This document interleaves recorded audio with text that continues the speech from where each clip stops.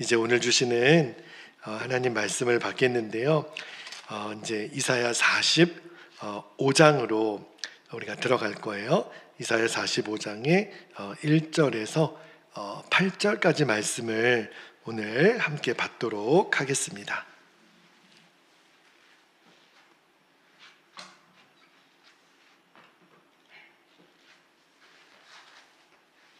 자, 이사야 45장 1절에서 8절까지 저와 여러분이 한 절씩 말씀을 교독하여 받겠습니다. 1절 제가 먼저 읽을게요. 여호와께서 그의 기름 부음을 받은 고레스에게 이같이 말씀하시되 내가 그의 오른손을 붙들고 그 앞에 열국을 항복하게 하며 내가 왕들의 허리를 풀어 그 앞에 문들을 열고 성문들이 닫히지 못하게 하리라. 내가 너보다 앞서가서 험한 곳을 평탄하게 하며 논문을 쳐서 부수며 쇠빗장을 꺾고 3절 내게 흑암 중에 보아와 은밀한 곳에 숨은 재물을 주어 내 이름을 부르는 자가 나 여호와 이스라엘의 하나님인 줄을 내가 알게 하리라. 내가 나의 종 야곱 내가 택한 자 이스라엘 곧 너를 위하여 내 이름을 불러 너는 나를 알지 못하였을지라도 내게 칭호를 주었노라. 5절 나는 여호와라 나 외에 다른 이가 없나니 나밖에 신이 없느니라. 너는 나를 알지 못하였을지라도 나는 내 띠를 동일 것이요 해 뜨는 곳에서든지 지는 곳에든지 나밖에 다른 이가 없는 줄을 알게 하리라. 나는 여호와라 다른 이가 없느니라. 7절 나는 빛도 짓고 어둠도 창조하며 나는 평안도 짓고 환난도 창조하나니 나는 여호와라 이 모든 일들을 행하는 자니라 하였노라. 하늘이여 위로부터 공의를 뿌리며 구름이여 의를 부을지어다. 땅이여 열려서 구원을 싹트게 하고 공의도 함께 움돋게 할지어다. 나 여호와가 이 일을 창조하였느니라. 아멘. 하나님 말씀입니다. 자, 오늘 이사야 강해 이제 45장으로 들어왔는데요. 오늘 제가 설교 제목을 하나님이 쓰시는 사람 그렇게 정했어요. 그 사람의 저와 여러분이 들어가기를 축복합니다. 여러분 그 독일의 어느 시골 마을에 조그만 이제 마을 교회가 하나 있었대요.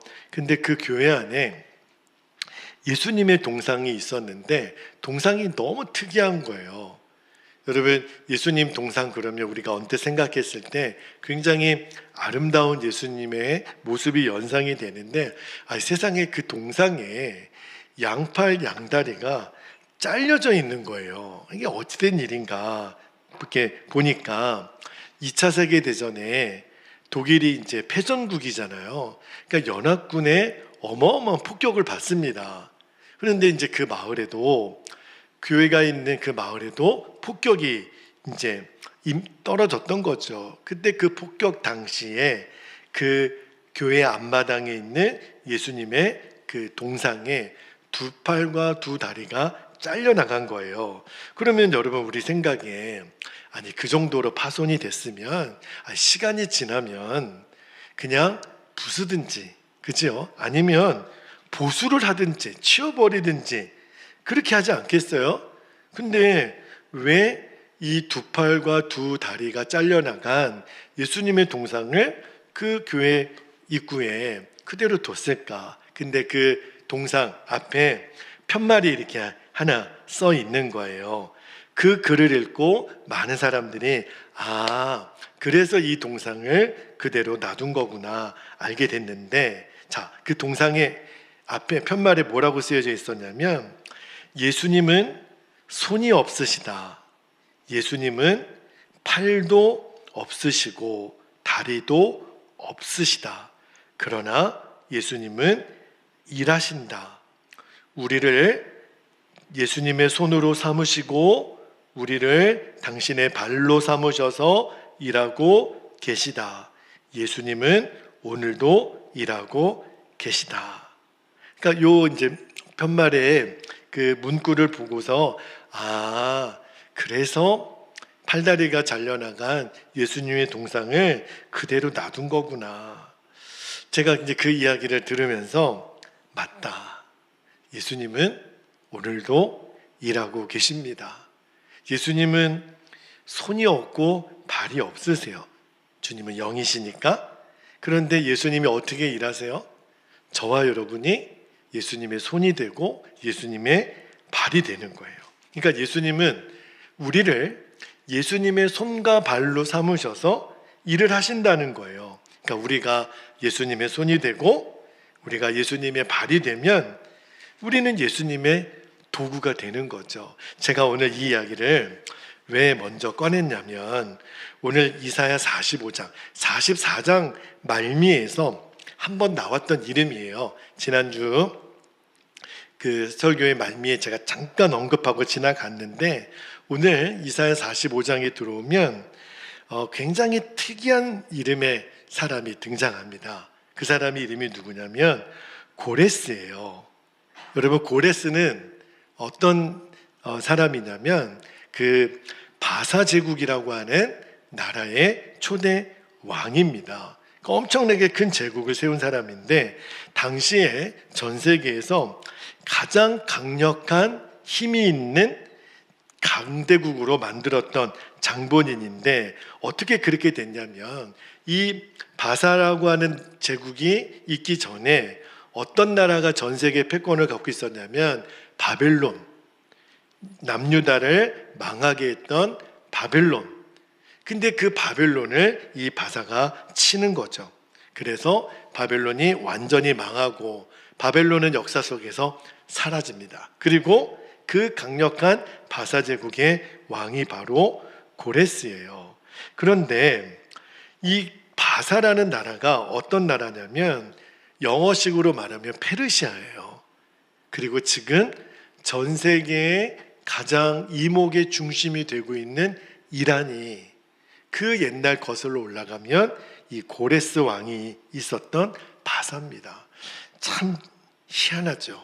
자, 그런데 이 고레스라는 이름이 왜 굉장히 중요한 인물이 되냐면 나라를 정복을 했더니 이 바벨론이라는 나라에 포로로 끌려와 있는 민족이 하나 있네요. 그들이 누구냐고 이렇게 살펴보았더니 하나님을 믿는 히브리 민족이라는 거예요. 그런데 이 고레스가 그래? 그러면 바벨론은 망했잖아요. 그러면 너희들 나라로 돌아가.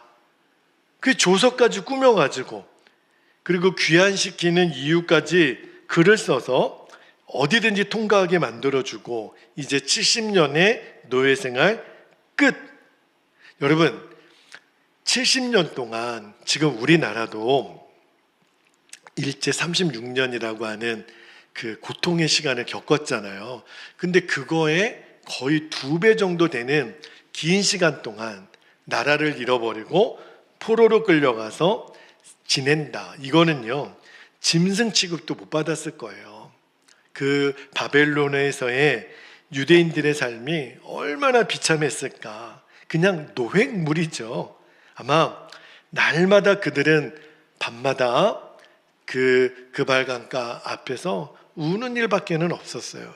여러분, 우리 좀 저보다 이렇게 연배가 위에 계신 분들 중에 혹시 보니엠이라고 하는 독일의 이 팝송 그룹을 혹시 기억하실지 모르겠는데 그 보니엠이라고 하는 그룹이 이 바벨론 강가에서 영어 제목으로는 Rivers of Babylon이라고 하는 굉장한 유명한 노래를 불렀어요. 제가 영어로는 못 부르겠지만 다라다라다라단다란 다라다라다라단다단 이런 멜로디 기억나시죠? 그 노래예요.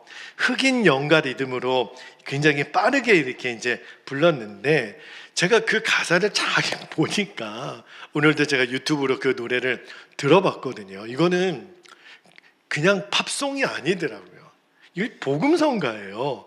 노래는 다 성경 내용이에요. 이 바벨론 강가에서 나는 노래가 어떻게 시작되냐면 이렇게 시작이 돼요. 바벨론의 강가 그곳에 앉아서 시온을 생각하며 눈물을 흘리네. 물론 이제 영어로 했겠죠. 근데 그 첫 가사가 어디에서 따온 가사냐면 시편 137편 1절에서 따온 거예요. 자, 볼게요. 시편 137편 1절에 보면 우리가 바벨론의 여러 강변 거기에 앉아서 시온을 기억하며 울었도다. 얼마나 슬피 울었겠어요. 그죠? 70년 동안 나라를 잃었으니 아마 포로로 끌려가서 상당수는 거기서 죽었을 거예요. 근데 왜 울었어요? 그들의 고향 시온을 생각하며 막 울었거든요. 근데 그때 울면서 아마 그 포로지에서 태어난 자손들이 부모님에게 물을 거 아니에요. 엄마, 아빠, 우리는 왜 나라가 망해서 바벨론의 포로로 끌려왔어요? 왜 어머니, 아버지는 이 바벨론 강 앞에서 왜 이렇게 슬피 울어요? 묻지 않았겠어요? 그때 부모님들이 뭐라고 대답했을까요? 우리는 원래 하나님의 백성으로 일컬음을 받는 민족이었는데 수많은 선지자들을 하나님이 보내셔서 너희들이 끝까지 돌이키지 않으면 하나님의 심판을 받을 것이다. 대표적인 선지자가 예레미야, 이사야 같은 선지자죠. 그런데 그 선지자들의 말을 기울이지 않고 끝까지 우상 숭배하고 하나님 말씀을 떠나서 산 결과가 이렇게 된 거야. 아마 눈물로 얘기를 해줬을 거예요. 여러분, 그들은요, 그 옛날 하나님 말씀에 불순종했던 것이 이런 결과가 될지를 상상도 못했을 거예요. 조금이라도 알았으면 이렇게 그 바벨론 강가에 앉아서 울 리는 없었겠죠. 근데 이들만 이렇게 사는 게 아니에요. 우리들도 많은 사람들이 하나님이 아무리 말씀하셔도 들리지가 않는 걸 어떻게 해요? 내 마음대로 결정하고 내 마음대로 말하고 나중에 이 바벨론 강가에서 울었던 그들의 기도가 나의 기도가 될지도 몰라요. 바벨론 강가에 앉아있는 이제 전쟁의 포로로 다 끌려가서, 그죠? 그 말도 설고 물도 설고 너무 비참한 포로로 앉아서 수금을 버드나무에 걸어놓고 그들이 울며 기도하는 거예요. 하나님, 지금이라도 우리가 너무 잘못했습니다. 하나님, 우리를 긍휼히 여겨주세요. 마치 400년 애굽에 종살이 하다가 그 하나님의 부르심을 모세를 통해서 듣고 그들이 하나님 앞에 얼마나 울며 기도합니까? 그죠? 그래서 결국은 하나님이 출애굽의 은혜를 주신 것처럼 하나님이 이 바벨론 강가에서 기도하는 유대 백성들의 기도를 들으십니다. 그런데 그들이 어떻게 다시 기도의 응답을 주시냐면 하나님이 이제 포로에서 해방시켜 주시고 예루살렘으로 돌려 보내시고 이미 허물어져 버린 솔로몬의 성전 그 터전 위에 스룹바벨 성전을 짓도록 허락하시죠. 그리고 그 와중에 하나님이 학개, 스가랴, 에스라, 느헤미야 같은 엄청난 주의 종들을 보내셔. 그리고 그들에게 말씀을 가르치죠. 철저히 하나님의 사람으로 다시 만들어내시는데 이 모든 것이 한치의 오차도 없는 하나님의 계획이었어요. 자, 그런데 이렇게 많은 사람들이 귀하게 쓰임 받았지만 이 하나님의 계획에 결정적으로 쓰임 받는 사람이 등장해요. 그 사람이 누구냐면 고레스입니다. 고레스는 이방 사람이에요. 이방 나라의 왕입니다. 그런데 하나님 앞에 쓰임 받게 돼요. 제가 오늘 본문을 읽으면서 맞다. 우리가 인생 한 번밖에 못 살잖아요. 인생을 두 번 삽니까? 한 번밖에 못 사는 내 인생 정말 하나님 앞에 쓰임 받다가 고레스처럼 결정적으로 하나님 앞에 쓰임 받다가 주님 앞에 서게 되면 너무 좋겠다. 오늘 그 말씀을 좀 나누고 싶어요. 여러분, 하나님의 일에 결정적인 역할을 감당하는 사람은 그 사람이 어떤 사람이냐는 상관없어요. 아니, 고레스는 이방 사람이라니까요. 그러나 그는 하나님의 결정적인 계획을 이루는 도구가 되잖아요. 저는 그게 진짜 축복이라고 믿어요. 여러분, 진짜 축복은 배 터지게 먹고 좋은 집, 좋은 차 그런 데서 사는 게 아니라 하루를 살아도, 한 주간을 살아도, 1년을 살아도 하나님 앞에 결정적인 역할의 도구로 쓰임받는 것, 그게 제일 복된 인생이라고 믿습니다. 고레스라는 사람의 이름의 뜻이 태양이래요. 그런데 그가 바라보고 있는 진짜 태양은 하나님 그분이시죠. 그래서 하나님이 고레스를 쓰세요. 여러분, 저와 여러분이 이왕 신앙생활 하는 거, 그죠? 정말 하나님의 일에 쓰임받는 결정적인 도구가 되기를 축복합니다. 자, 그런데 어떻게 하면 하나님이 일하시는 하나님의 일을 이루는 이 과정에 결정적인 도구가 될 수 있을까? 저는 그 질문이 오늘 본문을 여는 열쇠라고 싶은데, 자, 이 질문에 답을 하기 위해서 먼저 1절을 한번 볼게요. 자, 1절 말씀을 다시 한번 보겠습니다. 굉장히 독특한 표현이 나와요. 1절에 여호와께서 그의 기름 부음을 받은 고레스에게 이같이 말씀하시되 내가 그의 오른손을 붙들고 그 앞에 열국을 항복하게 하며 내가 왕들의 허리를 풀어 그 앞에 문들을 열고 성문들이 닫히지 못하게 하리라. 자, 1절 앞부분에 보면 여호와께서 고레스를 어떻게 표현하시냐면 그의 기름 부음을 받은 고레스. 여러분, 기름 부음을 받다, 제가 내일 새벽에도 기름 부음에 대한 말씀을 한 번 더 전할게요. 자, 그런데 여러분, 기름 부음을 받다라는 표현은 구약 성경에 누구에게 적용되는 말씀이냐면 딱 세 사람에게만 적용되는 말씀이에요. 첫 번째는 왕에게 기름을 붓습니다. 사무엘 선지자가 이세 아들 다윗에게 기름 붓고, 그 전에 사울에게도 기름 부었지만 그게 왕에게 기름 부어요. 그 다음에 선지자에게 기름을 붓습니다. 그리고 하나님 이제 예배를 하는 제사장들에게 하나님이 기름을 부어 세우시거든요. 그런데 오늘 정말 뜻밖이에요. 그가 왕이지만 그래도 이방인이잖아요. 그런 그에게 기름을 부었다. 그게 하나님 앞에 쓰임받는 결정적인 첫 번째 조건이 됐다는 거예요. 제가 여기서 어떤 영감을 받았냐면, 고레스가 달리 쓰임받은 게 아니라, 물론 이 해석을 고레스 개인에게 어떻게 적용하는 거는 굉장히 좀 조심스럽게 접근을 해야 되겠죠.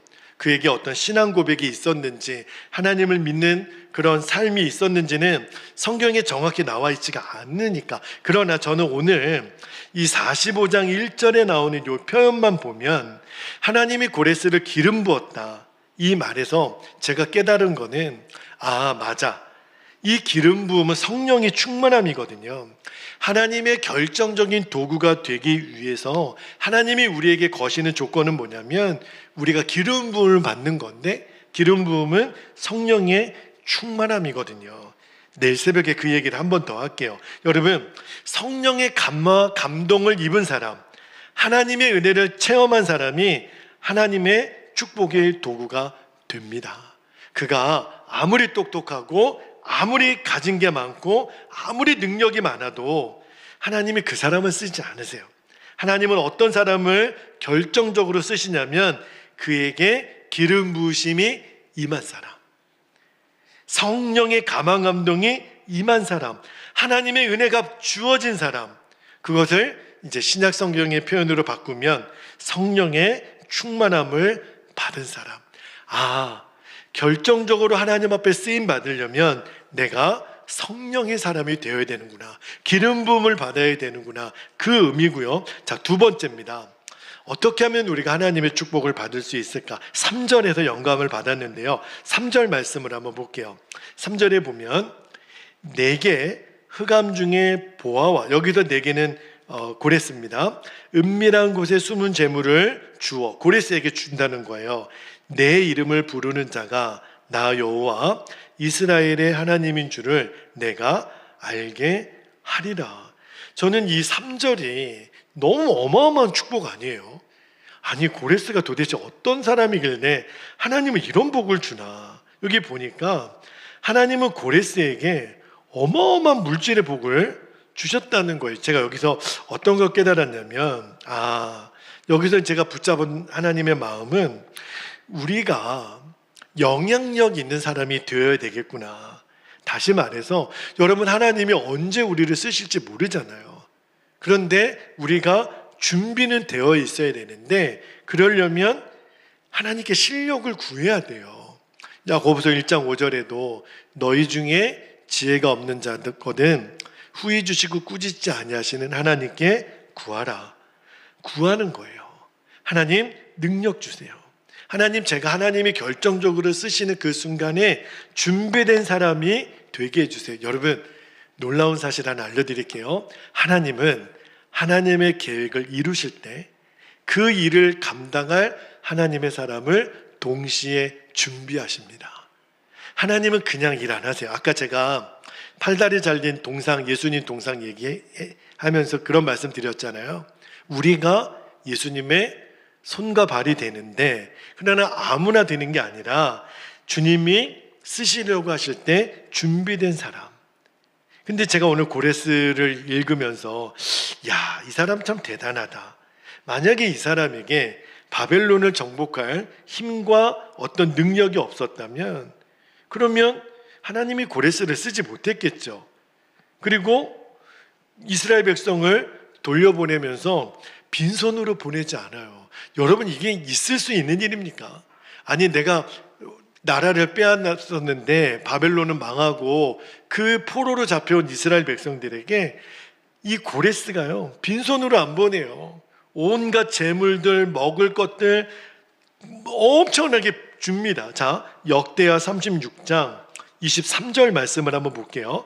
역대하 36장 23절에 보면 고레스가 이렇게 선언합니다. 잘 보세요. 23절에 바사왕 고레스가 이같이 말하노니 하늘의 신 여호와께서 세상 만국을 내게 주셨고 나에게 명령하여 유다 예루살렘의 성전을 건축하라 하셨나니 너희 중에 그의 백성된 자는 다 올라갈지어다.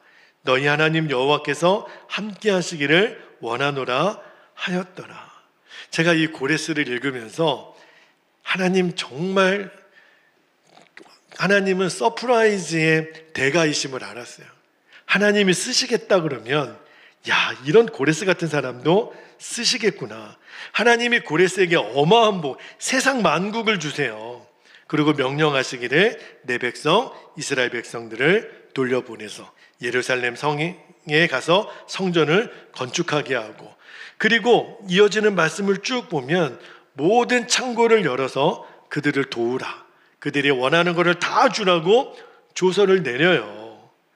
여러분, 너무 놀랍지 않아요? 여러분, 이사야 45장 3절에 하나님은 고레스를 축복의 도구로 삼으시려고 흑암 중에 있는 보화, 은밀하게 숨겨졌던 재물을 다 주셨다고. 그리고 여기 역대하 36장 23절에서는 세상 만국을 주셨다고. 여러분, 고레스가 그렇게 고백을 하는데 이 말씀을 잘 보면 내게 주신 게 먼저예요. 그러니까 하나님이 고레스에게 준비시키시고 그에게 너는 나의 일을 하는 도구가 되라 명령하신 거예요. 이거를 영적으로 해석해 보면 하나님이 준비된 사람을 쓰신다는 거죠. 여러분, 명령을 주고 그 다음에 너 뭐가 필요해? 그때부터 수업하는 게 아니라 연단과 수업을 다 끝내고 결정적인 순간에 명령을 주실 때 준비된 사람이 쓰임을 받는 거예요. 그래서 여러분을 정말 축복하기를, 하나님이 결정적인 순간에 저와 여러분을 쓰실 때 제가 준비가 안 되는데요, 죄송해요, 저 사람 시키세요, 이러지 않고 아멘입니다. 제가 지금 그 순서라면, 제가 해야 될 일이라면 저를 보내주세요. 하나님이 딱 보니까 준비가 잘 됐네, 너가 가라, 너가 이 일을 하라. 여러분, 그렇게 우리가 쓰임 받다가 주님 앞에 설 수 있기를 축복합니다. 그 일이 어떤 일이든, 그죠? 그거보다 더 영광스러운 일이 뭐가 있겠어요? 마지막 세 번째입니다. 하나님의 축복의 도구가 되는 비밀이 4절 말씀에 나와요. 저는 이거를 소명을 온전히 깨닫는 복이라고 말씀드리고 싶은데 4절 말씀을 제가 다시 한번 읽어드릴게요. 4절에 보니까 내가 나의 종 야곱, 내가 택한 자 이스라엘, 곧 너를 위하여 내 이름을 불러 너는 나를 알지 못하였을지라도 너에게 칭호를 주었노라. 이 고레스에게 하시는 말씀이죠. 여기 내 이름을 불러, 여기 그 개역 개정판, 개역 성경에 보면 너를 지명하여 불렀다 이렇게 돼 있어요. 이사야 43장에도 내가 너를 지명하여 불렀나니 너는 내 것이다. 그 표현이 이 45장에 또 나오는데 이해가 안 되는 거는 이방 왕 고레스에게 이렇게 말씀하시는 거예요.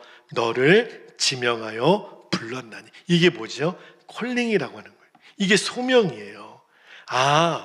하나님의 축복의 도구가 되는 거는 내가 하고 싶어서 하는 게 아니더라고요. 내가 하고 싶은 일을 하는 것은 소명이 아니에요.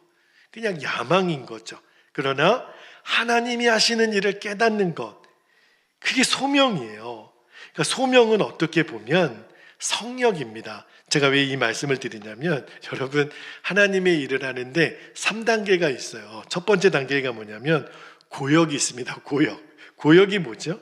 죽지 못해서 하는 일, 마지 못해서 하는 일, 어쩔 수 없이 하는 일, 늘 해도 불만으로 하는 일. 여러분 월요일날 토요일 주일을 보내고 월요일날 이런 사람들이 있죠. 학교 가기가 너무 싫어요. 금요일날 밤은 너무 좋고 월요일날 아침에 일하러 가기 너무 싫고, 그렇죠?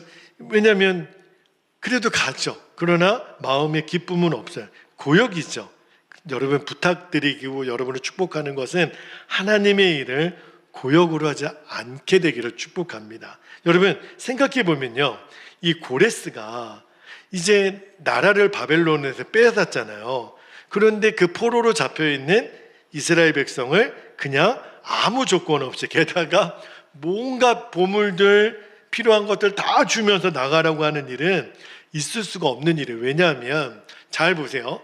바사라는 나라에도 고레스 혼자 그 일을 감당했습니까? 그 고레스 밑에는 수없이 많은 그 조직의 신하들이 있었을 거 아니에요? 전쟁을 하지 않았겠습니까? 그러면 여러분 전쟁에서 빼앗은 거를 전리품이라 그래요. 아무리 그게 왕이라 그래도 전리품을 왕 마음대로 이렇게 하는 거는 말이 안 됩니다. 그 국무대신들 다 모아놓고 회의를 해야 돼요. 내가 이 사람들을 저 예루살렘으로 다시 보내주기를 원하는데, 게다가 먹을 것도 주고 필요한 거 다 주기를 원하는데 대신들은 어떻게 생각하시오? 그러면 누가 찬성하겠어요? 다 자기들 건데 어떻게 이걸 쉽게 놔줘요? 그러니까 여러분 이게 뭘 말하는 거냐면, 고레스는 지금 마지못해 죽을까 봐 억지로 한 게 아니었다는 거예요. 고역이 아니었어요. 그러면 이 고역보다 조금 더 상위 단계의 그 역할이 뭐냐면 사역이에요. 여러분 우리가 어떤 일을 감당할 때 교회에서는 사역을 감당한다 이런 그 표현을 쓰는데, 사역은 사명감이 있어야 하는 거거든요. 사명감이 없으면 못합니다. 자, 그런데 제가 왜 아까 그랬죠.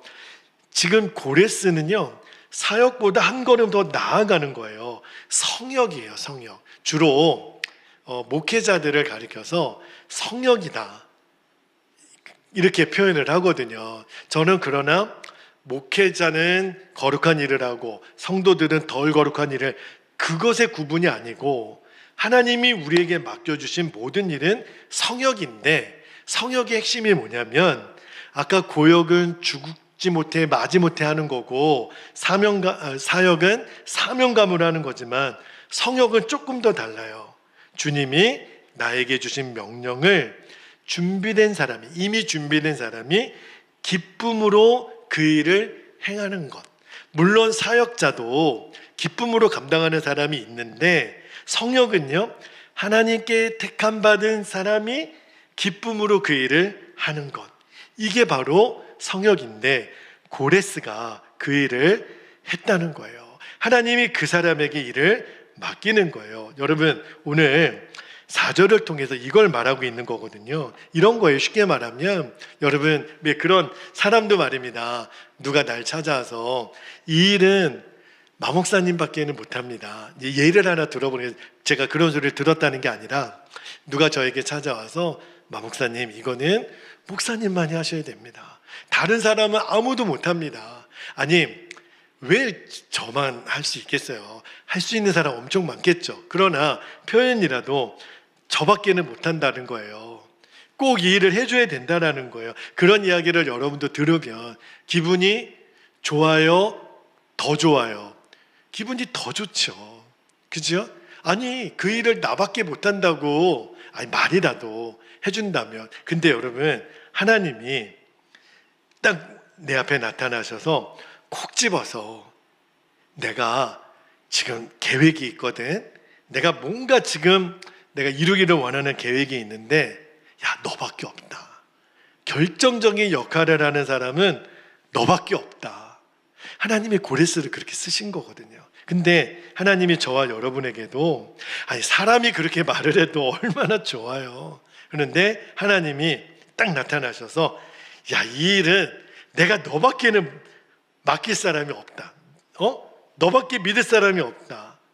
얼마나 기쁘겠어요. 저는 저와 여러분이 그런 사람 되기를 축복합니다. 하나님이 고민이 엄청 많으세요. 지금 이 일을 이루고 싶은데 이런 이유 저런 이유로 생각해 보니까 너밖에 없는데, 베델교회밖에 없는데. 그러면 하나님이 들어 쓰시는 거잖아요. 그렇게 말씀하시면 얼마나 좋을까.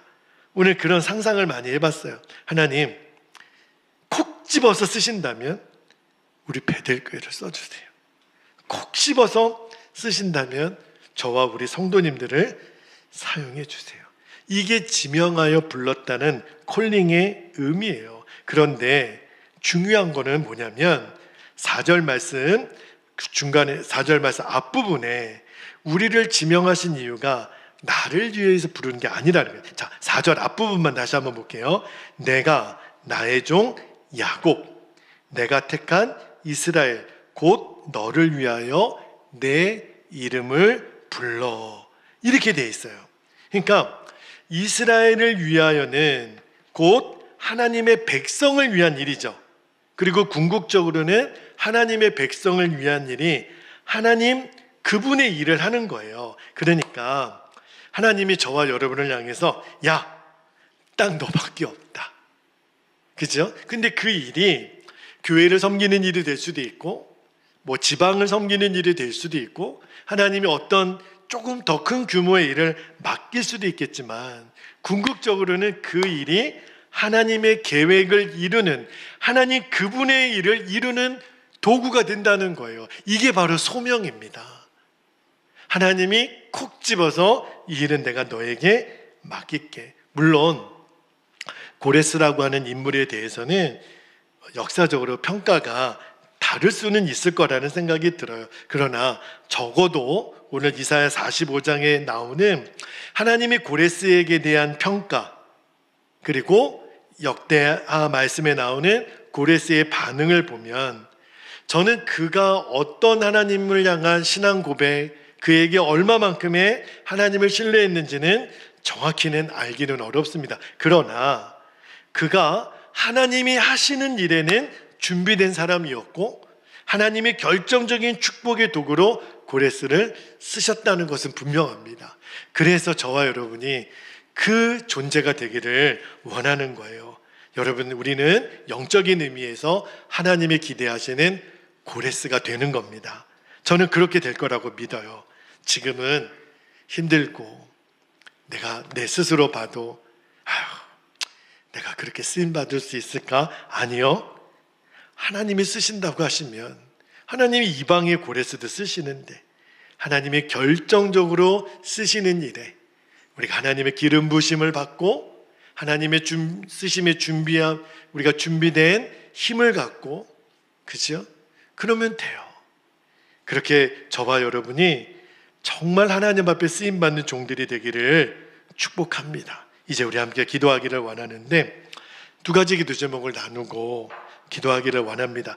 첫 번째는 우리가 성령의 기름 부음을 위한 기도를 했으면 좋겠어요. 이렇게 기도하기를 원합니다. 내 힘과 능력이 아니라 하나님의 감동으로 살게 하시고 성령 충만함으로 하나님의 도구가 되게 하옵소서. 그렇게 기도하고, 두 번째는요, 하나님의 부르심에 기쁨으로 순종하는 기도를 드렸으면 좋겠어요. 나를 지명하여 부르신 그 소명을 깨닫는 겁니다. 아, 이 일을 맡기셨구나. 그리고 억지로 하는 고역이 아니라 기쁨으로 순종하는 성역이 되게 하소서. 기쁨으로 순종하는, 성역은 기쁨으로 순종이에요. 어떤 일이든 내 눈에는 작아 보이는 일이라도 하나님이 맡겨주셨다면 기쁨으로 순종하는 성역이 되게 하옵소서. 우리가 이 마음의 소원을 가지고 오늘 허락하신 기도 제목을 붙잡고 이 시간 주님의 이름을 간절히 부르고 통성으로 기도하겠습니다. 주여